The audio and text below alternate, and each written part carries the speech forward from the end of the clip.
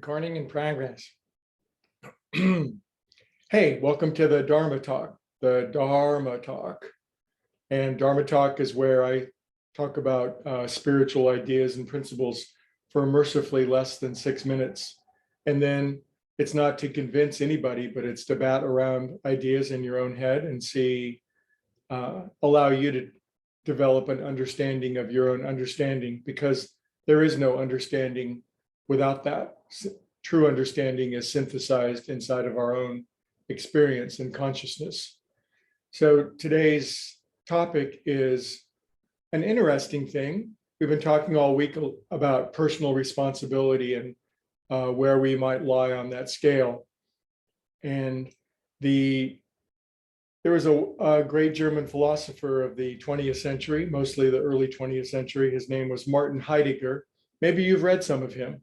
Fascinating fellow, cool dude. And he developed a concept, German word, Gerworfenheit,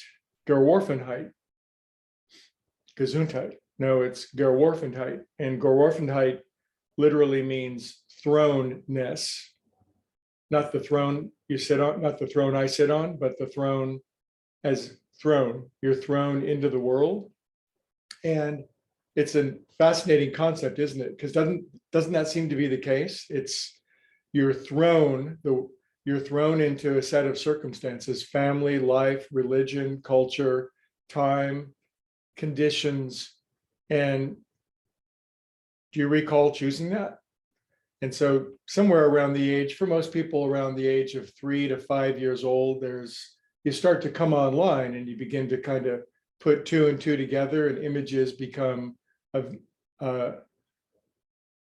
montage of experience. And then, wow, if you think back, you can remember some of those very first images and pictures, and then moving pictures, maybe the cat or your grandmother or something. But we were thrown into something, kids, and God only knows what we were thrown into.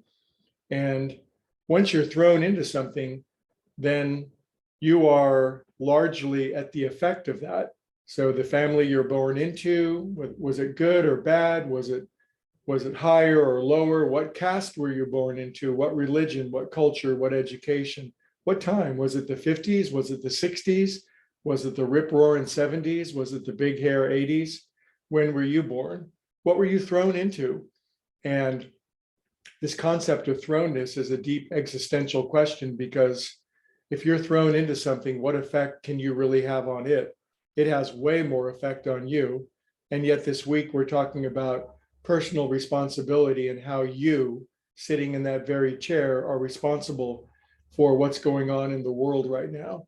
If there's warfare and calamity and conflict and crime going on, you're doing it. And it's like, no, I'm not. I'm just sitting here being really cool. So on one end of the spectrum, there's thrownness. It's over here, and it's like I'm thrown into circumstances, and I really have very little responsibility.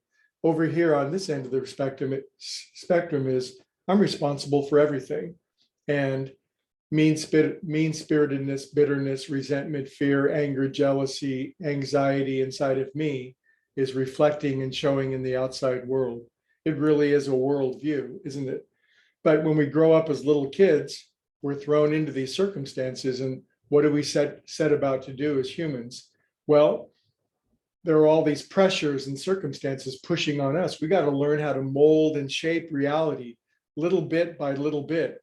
We got to learn to read and write, and learn a few basic skills to move around in the world and make it manageable. And then everybody gains a certain degree of skills. And in this fight for manageability, we step on the toes of other people and they step on ours. If only they would do like we wanted them to, everything would be fine. And they're thinking the same thing.